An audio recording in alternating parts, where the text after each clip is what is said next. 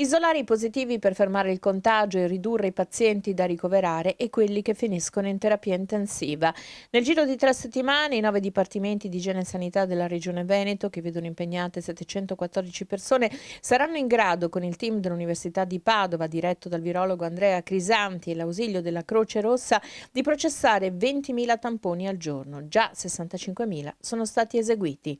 Cosa significa sorveglianza attiva? Significa andare a individuare e a stanare le persone che inconsapevolmente possono trasmettere questa malattia. Come abbiamo detto, ci sono delle classi di persone che sono a rischio, però la sorveglianza attiva va fatta anche intorno a quelle persone che stanno a casa e che accusano sintomi. Dobbiamo andare lì, dobbiamo fare la diagnosi e dobbiamo a cerchi allargati identificare tra i parenti, il primo cerchio ristretto, tra gli amici, il primo cerchio allargato e tra il vicinato chi gliel'ha trasmessa questa malattia.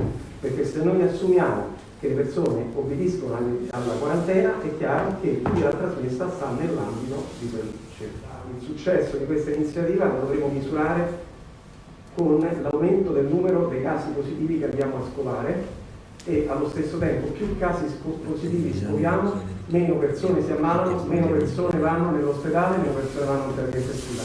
Quindi quello che noi dobbiamo vedere è un aumento dei casi e una diminuzione delle persone in ospedale e un aumento delle persone, e una diminuzione delle persone in terapia intensiva.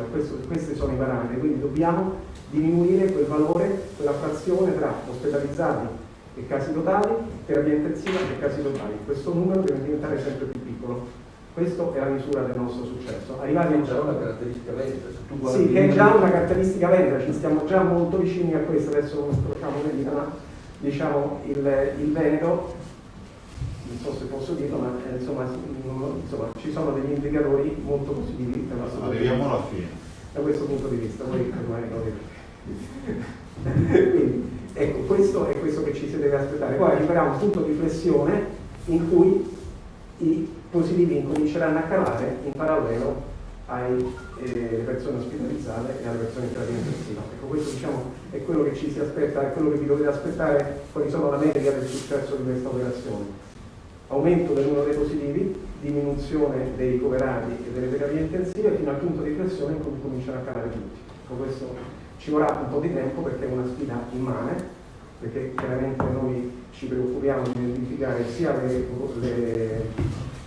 gli individui a rischio, come ha detto il professor Issudo, e qui ce ne sono tantissime categorie, sono praticamente le persone che lavorano nei cassieri del supermarket, sono i poliziotti, e sono tutti quelli che negli uffici pubblici sono a contatto con il pubblico, e poi i vulnerabili, perché ci sono sicuramente delle categorie vulnerabili che noi dobbiamo proteggere, e sono gli anziani nelle case di riposo. Dopodiché si procederà quindi, sempre in accordo con l'Università di Padova, il professor Crisanti, rispetto a quelle che sono le altre filiere, che possono essere le cassiere dei supermercati, le forze dell'ordine, oppure altre categorie che noi riteniamo opportune. Il bollettino del rifornimento dei dispositivi di protezione individuale oggi prevede: abbiamo 13 milioni e mezzo di dispositivi in arrivo e in parte sono anche arrivati. E posso anche dirvi che abbiamo finalmente trovato delle FFP3, ne abbiamo trovati 2 milioni di pezzi ieri sera nel mondo, cioè non so da dove vengono, nel senso che so qual è l'interlocutore, però immagino che le provenienze siano sempre quelle asiatiche. E abbiamo comprato in questo periodo, abbiamo comprato in Sud America, abbiamo comprato in Europa, abbiamo comprato un po' dappertutto. Attenzione che è difficile arrivare a quantitativi come quelli che sto annunciando io adesso.